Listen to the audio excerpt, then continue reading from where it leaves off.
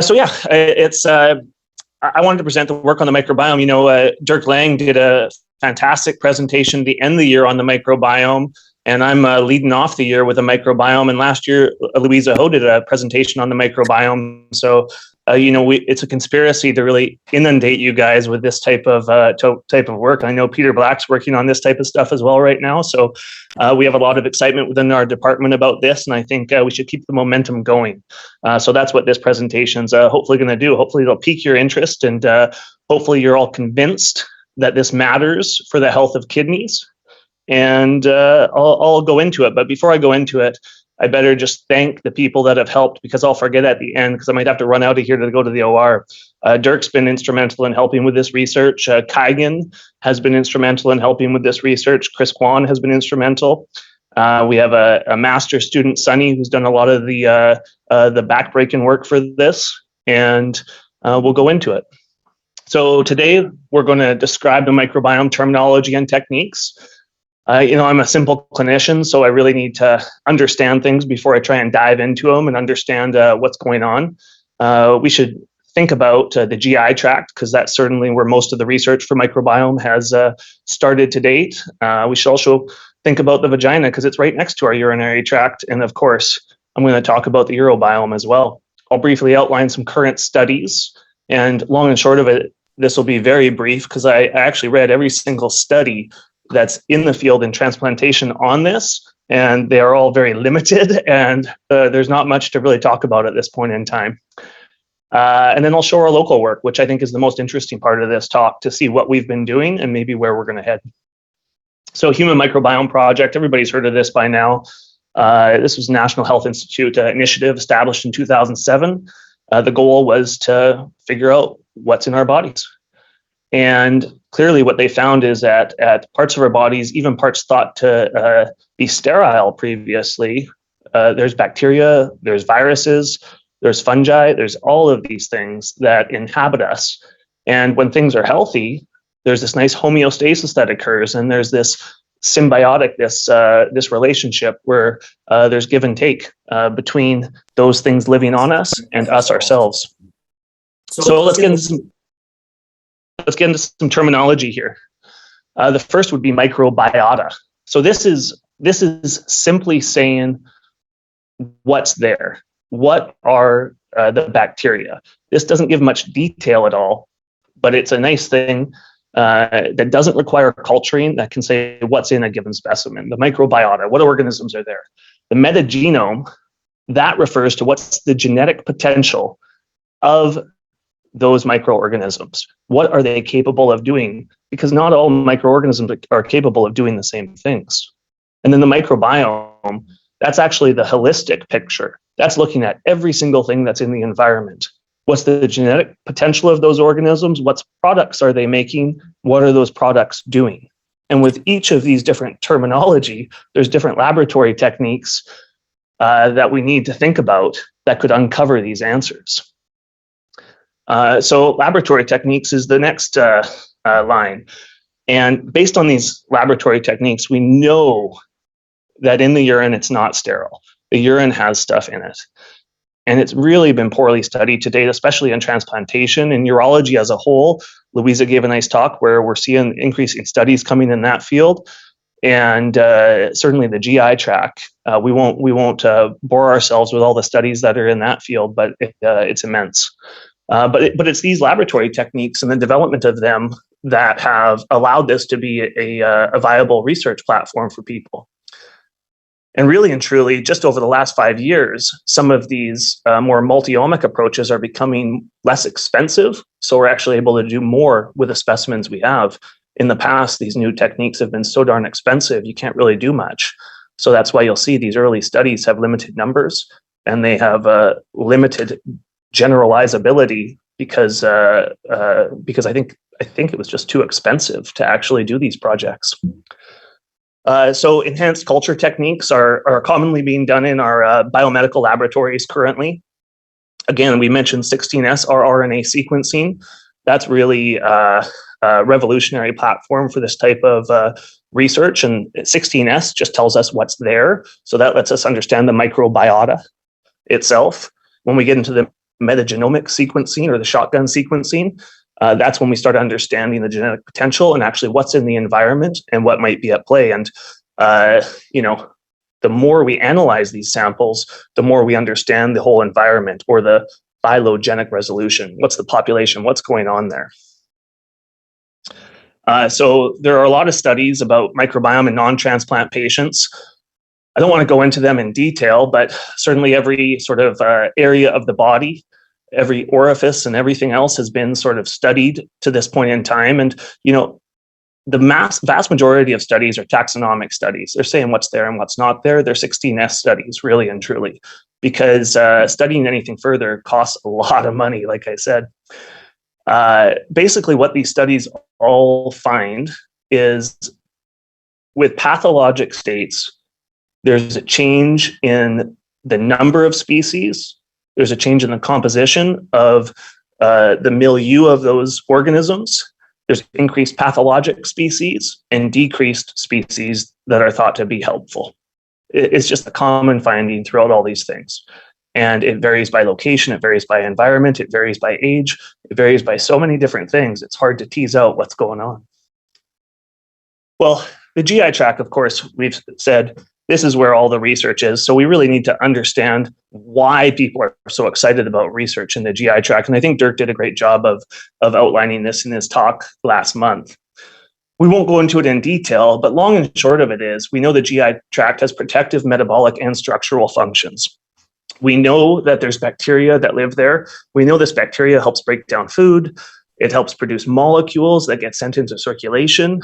It interacts with the mucosal barriers in order to reinforce immunity, reinforce tight junctions, help stabilize the barrier, and help promote good functioning GI tract.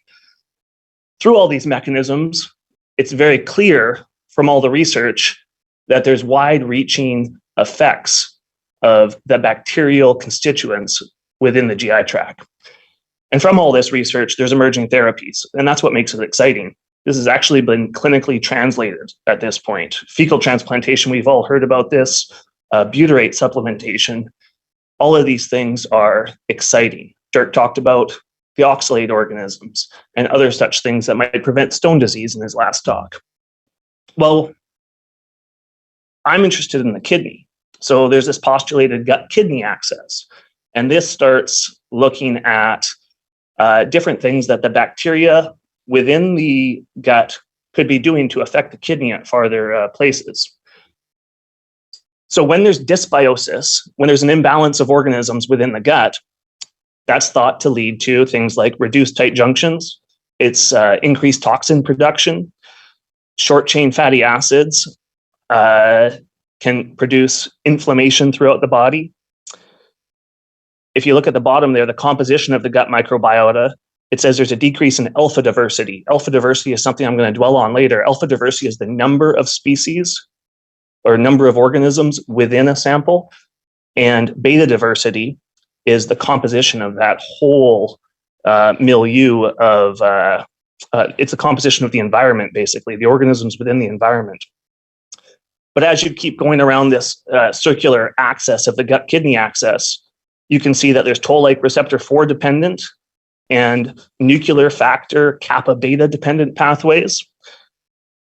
Immune response is vitally important in what's going on in the gut. There's these tire patches that send signals out throughout the body. The urinary tract certainly doesn't have anything quite like that, but certainly it has its own defenses. And then LPS, translocation of bacteria LPS, which is a molecule within the surface membrane of gram-negative bacteria, has been postulated to lead to increased inflammation. And LPS, you'll see, is something that I'm extremely interested in. So in women, again, we have to think about this a little bit differently. There's a gut renal axis they're talking about, but there's also sort of a gut vaginal urinary axis, because all these things are in close proximity. So we can't really think of one without the other. You can see they have a lot of shared organisms, but they also have their own unique environments at each of these sites.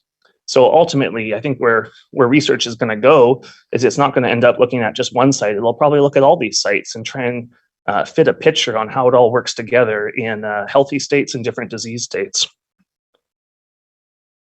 Now, this is about urinary tract infection, this particular slide, but I think you could replace urinary tract infection in the middle of this slide with any pathologic condition you want. You could put rheumatoid arthritis in there.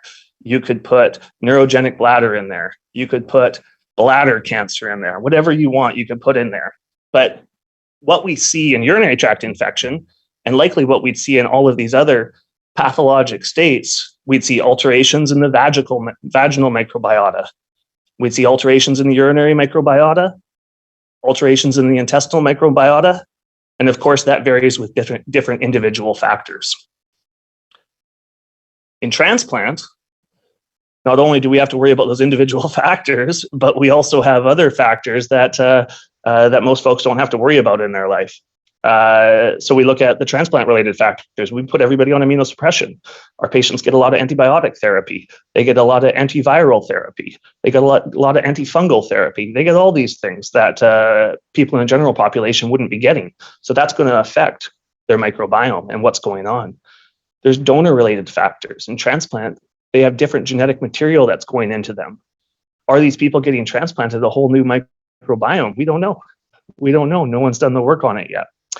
And of course, there's recipient factors, which are these non-modifiable factors that we all have that are common to every single pathologic condition, not just transplant. So moving into the urinary microbiome, it's clear there's rich species variation in the urine. And again, that varies. I think the urine is so enticing as a place of study, which I think a lot of people do, because it's so easy to access that specimen. No one minds giving a sample of urine. It's totally fine. It's simple, it's easy, it's non-invasive, it's non-painful for most people. The kidneys produce the urine. The urine, for a time, is close to the kidneys. There's got to be something going on there with what's being produced and potentially with the interaction that's going on. So long and short of it is I think it's a very, it's early in the research of what's going on in the urine and what it does to the kidney, but it's very important to understand this. But the caveat with this is when you collect urine, it's very hard to collect a true, good, clean urine sample, especially when we're thinking about bacterial analysis. So in urology, we're all very well versed in this slide about midstream urine versus catheterized urine versus suprapubic aspiration. But it really matters.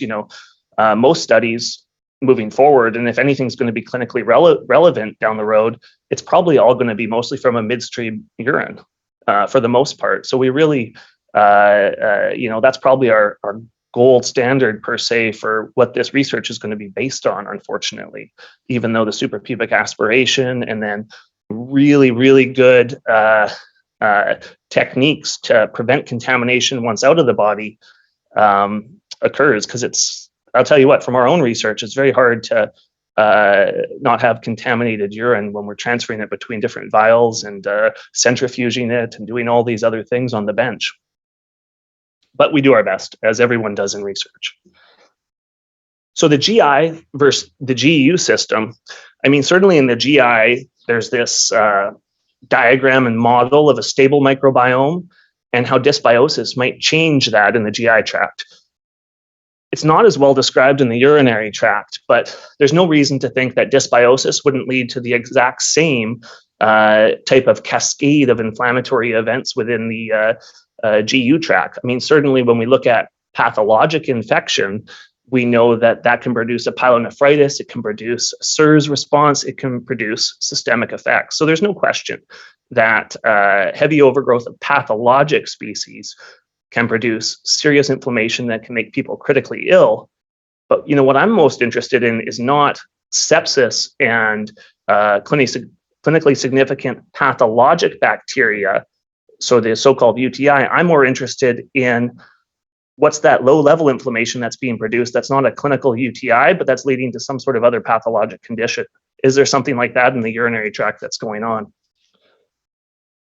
So how might this work if we're thinking in those terms? How might the bacteria within the urine affect systemic processes? How might it be responsible? And it's much like the GI tract.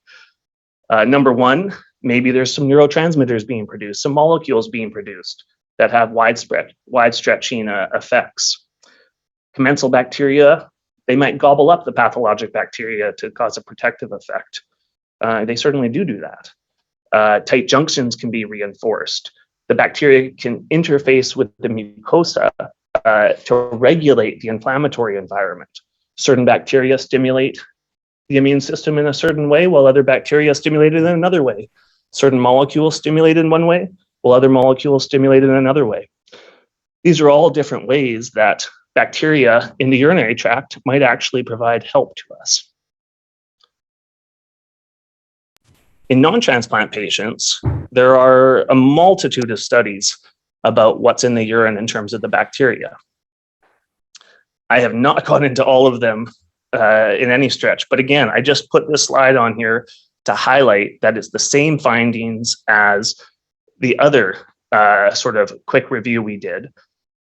With pathologic states, in general, there's dysbiosis. There's a change in number of species. There's increased pathologic species. And exactly what that all means is we're all still trying to figure out. So in kidney transplant patients, there's been, when we started this, we did a review, and when we started this review, there was 5 total studies in kidney transplant patients on the urinary microbiome. The first one was the Frick study from the American Journal of Transplant in 2014. All 5 of these studies, the most number of specimens they've ever looked at was 60 urine specimens, over 30 patients or something like that. So these are all very small studies in the big scheme of things. I was going to do like a slide for each study, and I was going to talk to you about like the intricacies of what they all did, but they're all sort of the same, and they're not incredibly exciting because they sort of find the same thing that we found in all these other studies. There is dysbiosis with pathologic entities. There's new bacteria that are found in certain disease states. There's a loss of certain good bacteria in certain disease states. What it all means, we still don't know. So certain conditions that have been studied are of interest. Acute kidney injury, that certainly causes inflammation and causes damage and future scarring to the kidney. That's of interest to me. The IFTA, the interstitial fibrosis and tubular atrophy, basically what that is an end-stage kidney. It's so that's saying like chronic kidney disease. What does chronic kidney disease look like in a transplant patient? Chronic allograft dysfunction. That particular study was basically actually just looking more at acute kidney injury than the chronicity of things. But again, it was a very low numbered study, and drawing wide-ranging conclusions are impossible from it. All of these studies are taxonomic. None of them are metagenomic. None of them are describing the environment. They're just saying what's there, what's not there at this point in time. So as you can see, if we truly believe that there's some information to be gleaned from looking at the urine, we're really at the infancy of this type of work. There's a lot of work to understanding exactly what's going on. And I'm a believer, you can't, I'm just talking about the urine today, and I don't really believe that. I think you have to look at everything holistically. You got to understand the GI. You got to understand the vagina. You got to understand the urine. Eventually, we got to understand what the funguses are doing. We got to understand what the viruses are doing. We got to understand the whole picture. And as you can see, that's a lifetime of work, and probably it's multiple lifetimes of work to be able to really understand the big picture. But we can start with just focusing on this. So our research questions. So we'll get into a little bit about what I've been interested in, and certainly once again, Dirk and Kaigan have been really helpful at getting a lot of this work off the ground. But what we want to know is what's in the urine. And I'm interested in bacteria, as I've been harping on so far.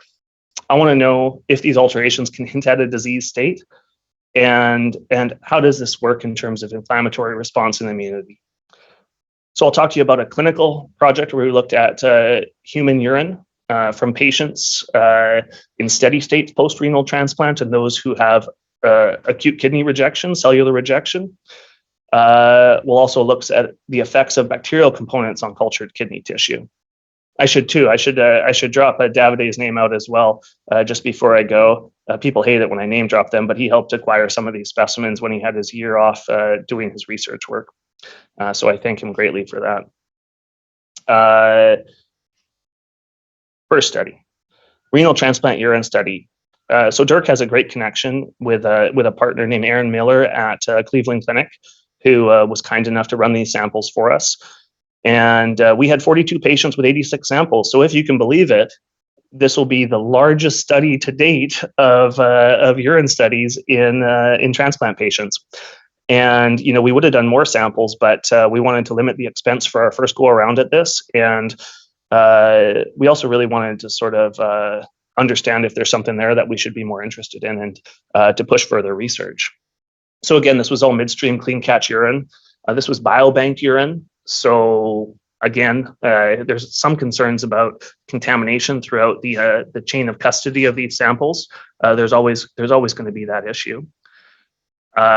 Fortunately, there is some bioinformatic techniques that can decontaminate specimens. So, and those were run on our samples. So there is some statistical stuff that you can do to sort of help with that, but none of it's perfect. So again, we got some pre-transplant samples for those who could produce urine. At the time of a rejection episode, we had 10 samples, which is actually quite good to have that many samples for a rejection event. We had 1 month post-transplant and 3 months post-transplant, so we sort of can see how it evolves over time. We did 16S rRNA sequencing, so this is just a taxonomic study, our first go at it. We have metagenomic sequencing shotgun sequencing ongoing right now to really understand the environment, which will be a very unique study in this field. And again, I want to harp on alpha diversity and beta diversity. Alpha, the number of species; beta, the composition. This is what we're really basing our analysis on.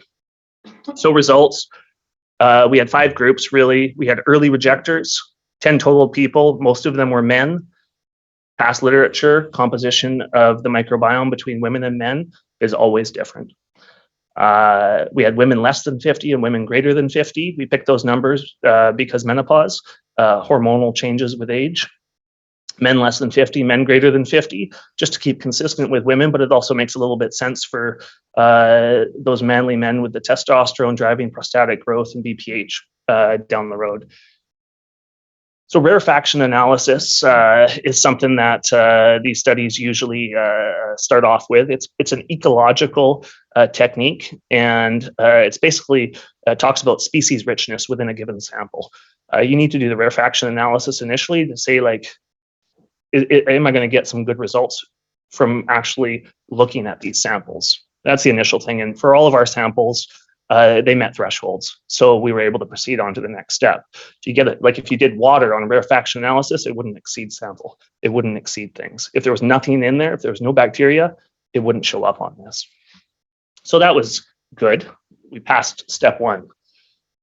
We wanted to understand just the profile of our sample. So all samples were taken together and compared against a negative and a positive control. And what we found that our samples differed in beta diversity. So the composition of our transplant samples was different from the negative and positive controls that we used. No difference in alpha diversity, no difference in number of species.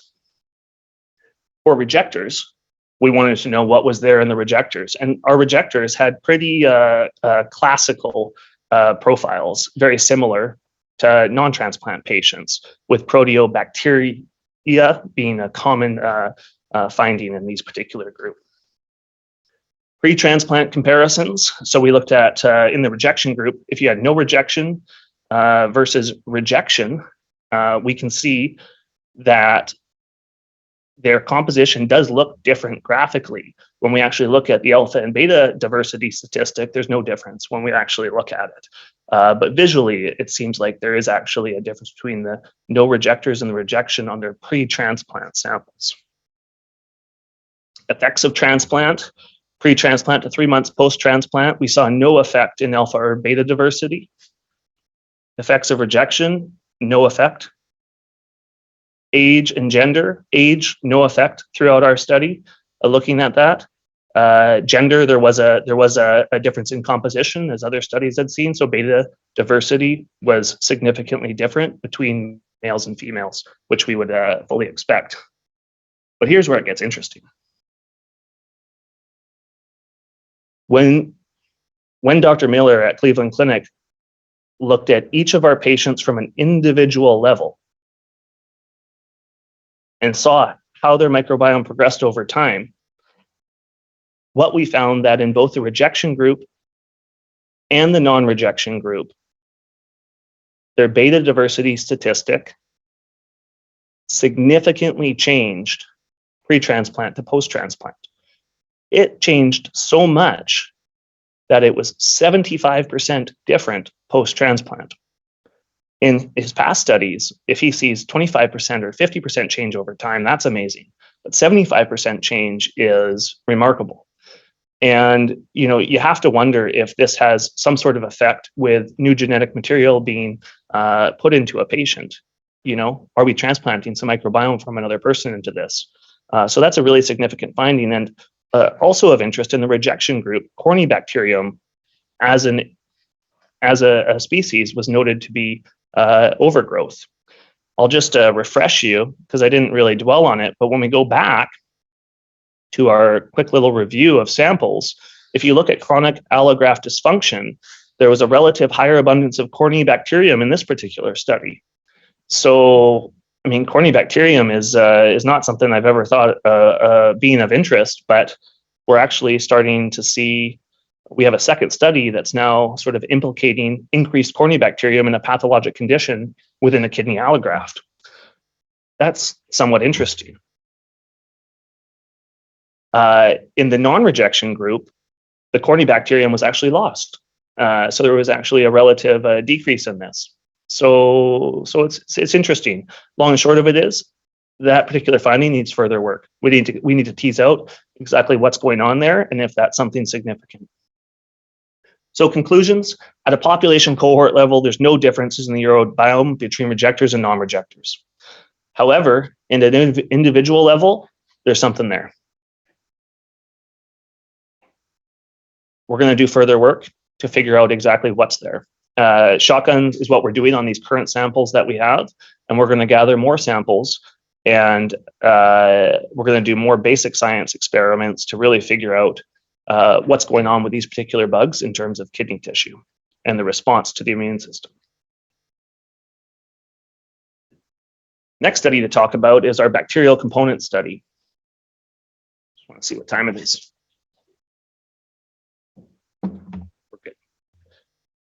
The bacterial component study is something that I think is actually really, really interesting. And what we wanted to do is we wanted to, in the laboratory, we wanted to look at cell components' effect on kidney cells. This hasn't really been done before.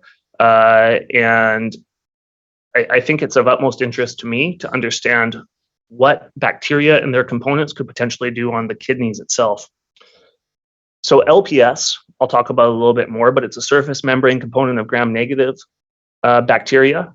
E. coli is the one we used in this particular study, but it should be known that LPS can change between different bacteria in terms of its functionality, its pathogenicity, and its overall character. LTA is sort of thought to be the equivalent of LPS in gram-positive bacteria. It's not quite that, but it's a good way to think of it. LPS for gram-negative, LTA for gram-positive. And again, it can vary between different species of gram-positive bugs as well. And we're lucky, through Keigan, we had access to some human kidney tissue, and we were able to culture that in the lab. So we had mesangial cells and proximal tubular cells that we could run these experiments on. So LPS, how does LPS function? What's the mechanism at play here? And throughout this whole study, we were continually thinking, what's the mechanism at play? Why are we seeing the findings we're seeing? Can literature inform us about what's going on here? And I think it can. So let's understand it a little bit. Not a lot. We don't need to be experts, because I'm for sure not, but I'm trying to be. So LPS is in the gram-negative cell wall. there are these binding proteins that recognize LPS that take them over to the CD14 molecule, which interacts with the toll-like receptor 4 molecule and sets off a cascade of inflammatory events. Toll-like receptor 4 can operate through a myeloid-dependent myeloid differentiation factor 88 pathway, a dependent pathway or an independent pathway. Both of these give you different timing on the immune response, but both are pro-inflammatory overall. Right? We think of pro-inflammatory, that's stimulating the immune system. Anti-inflammatory is reducing the immune system. In cancer, we want to stimulate the immune system. In transplant, we don't want to stimulate the immune system. So it's all very relevant to understand these mechanisms at play for certainly a lot of our urologic interests. The lipid A tail is what's variable, and that's what's modified and produces different functionality between different species. The LTA, so again, the gram-positive equivalent, it's got this repeating unit that can be variable between species, and there's different types that are described in the literature. We picked ours from staff, and the mechanism overall is very, very similar with a lot of overlap to LPS. The main difference is that LTA interacts with toll-like receptor 2, and there's no myeloid differentiation factor independent pathway in this particular mechanistic diagram. So our results of our studies, we initially did two different studies. One was looking at apoptosis or necrosis of the kidney cells, and the other was looking at metabolic activity within the kidney cells themselves when different concentrations of LTA and LPS are inoculated with these cultured kidney cells. There was no difference in apoptotic rates between the different groups. And that makes a lot of sense because in actual fact, these mechanistic pathways don't trigger the apoptotic pathways. But there was a significant difference in the metabolic activities with cells as increasing concentrations were put into the experiment. So for LTA and LPS, when they're individually put in the experiments, there's a significant reduction in metabolic activity. Now, let me make sure I say this right, because it's hard to wrap your heads around. But when you combined LPS and LTA, so you combine the gram-negative and the gram-positive, you actually have preserved metabolic activity within the kidney cells, which is fascinating. That sort of points to this idea that diversity may in fact help with kidney health. So we've taken something from the laboratory and we can conceptually think that hey, something's here just with this simple study here. I will say it's not as simple as it sounds, because it takes a lot of trials to actually produce these results. It takes a lot of trials because it can be hard to do these studies with the cultured cells. We then wanted to understand gene expression analysis. Okay, so we have this big picture now that metabolic activity decreases with LTA and LPS by themselves, but is preserved when you combine these. It's still decreased overall, but it's preserved comparatively to the single treatments. When we look at gene expression analysis through PCR, when we look at, I didn't put it on here with a lot of detail because I don't want us to focus on this too much. I'll go into a little bit of the actual specific genes that we found. But if you turn your head and you look at the control, the LTA, the LPS LTA group, or the LPS group, you can clearly see that the heat map is different between all these groups. That's all we're showing here. Okay, different genes are overexpressed and different genes are underexpressed when you have these different treatment groups. So when we actually look at these in more detail, we just picked out a few of these genes to talk about. But for the proximal tubular cells, the genes I picked out for you are actually genes that are on those diagrams before to see what are those genes in those diagrams doing. So the myeloid differentiation 88 you can see on LTA itself and LPS itself, it's overexpressed. Not greatly overexpressed, but it's overexpressed. And in combination therapy, it was actually severely underexpressed, which is interesting. So this cytosolic adapter protein that's vitally important for the immune response is now not being expressed in combination therapy. And then we look at toll-like receptor 2, which is really important for LPS. It's, again, being somewhat downregulated with combination therapy, as are all of these other different markers. And I put CXCL10 in because it's one that's been postulated to be a biomarker in the urine for kidney allograft dysfunction. And interestingly enough, with combination therapy here with the bacterial membrane components, it's downregulated with that therapy. When we look at mesangial cells, some of the toll-like receptors actually didn't get a response on our gene analysis, but some of these other ones did. And as you can see, the CD14 in this particular one was highly expressed in LTA, saying like, hey, let's go interact with our toll-like receptor 2. Whereas in LPS, it was just slightly upregulated, and combination therapy for this one actually didn't show downregulation compared to LPS alone. So what could be going on here? Why are we seeing what we're seeing? You know, again, let's think back on the mechanisms at play here. Well, we know that LPS and LTA need to interact with cellular binding proteins prior to interacting with the CD14. Guys, I'm inundating you with immunology right now.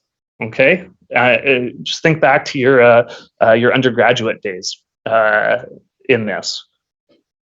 What's been found in the literature is that there is a dose-dependent response for bacterial pathogenicity. Right, the more bacteria you have present, the more chance there is a pathologic response. In the lab, when we actually try and do whole bacteria on these kidney cells, they grow and they grow and they grow, and you can't do anything because the bacteria kill the kidney cells instantly because of all this overgrowth. So there's clearly a dose-dependent response that we see all the time. What probably happens is that there's competitive binding of these cellular proteins that leads to lower individual LPS and LTA concentrations, so that concentration threshold for pathogenicity is decreased, which decreases the overall response. That's got to be what we're seeing, we think. So conclusion, LPS and LTA both act as stressors to kidney cell lines. Combining LPS and LTA led to reduced metabolic rates. And we think it's because of competitive interference between these two molecules and their mechanistic pathways. Clearly, I hope I've convinced you that this data needs to be further explored. I'll leave you with this. Let's think about things differently.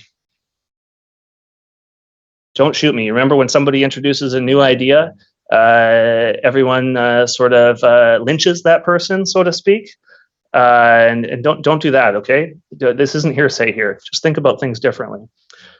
Maybe we should switch from an eradication of infection approach. Maybe we shouldn't be thinking about just throw these antibiotics at things, but maybe we should think about restoring our microbiota and microbiome to a more homeostatic approach. Maybe there's a good composition of bacteria that can be in the bladder, in the gut, in the vagina, wherever you want to pick. It's important to think about this. So on the left side of the screen, that's where we are now. We see an infection, we treat it with antibiotics. We absolutely know that antibiotics can cause harm. Classic example is C. difficile. We've seen horrific C. difficile complications. So just using antibiotics isn't always the answer. It could be that we need some added therapeutics, or in some cases, maybe we shouldn't be using antibiotics at all. You can do host microbiome modulation, probiotics, dietary changes. There's lots of research going on with this right now. I know Dirk's intimately interested in coated catheters and other things. We can genetically engineer E. coli to take out the virulence, and maybe that could outcompete more virulent bacteria if we inoculated this into different sites. There's these ideas of vaccines to promote positive immune system responses that sort of negate the effects of some of these pathologic effects of bacteria. All of these here on this slide are postulated mechanisms for how we might sort of see the future of therapeutics when we actually think about it in a homeostatic lens. So conclusion, I think what's in the urine matters. And I know there's more people getting convinced of that all the time. We have also found the exact same thing that every other study's found. When there's disease states, pathologic bacteria tend to overgrow and the good bacteria tend to decrease, and that leads to a pro-inflammatory cascade.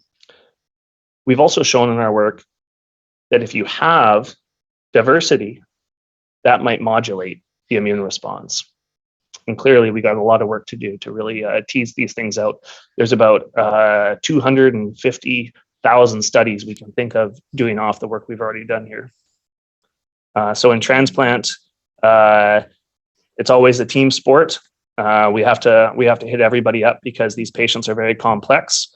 And at the last talk I gave, pathology and laboratory medicine was very upset that I didn't mention them, so I put them in the top right corner as part of our team. And certainly for what the work I'm doing here in the microbiology world, I better shout them out for sure. Patient partners is becoming a really a huge thing right now, and I gotta say, there's a lot of patients out there wanting to give ideas. A lot of grants that you want to apply for nowadays require you to have patient partners that come along with them. And it's something that I think is probably here to stay because it does make sense for a lot of different research questions to involve patients in your work. And that's it. Any questions?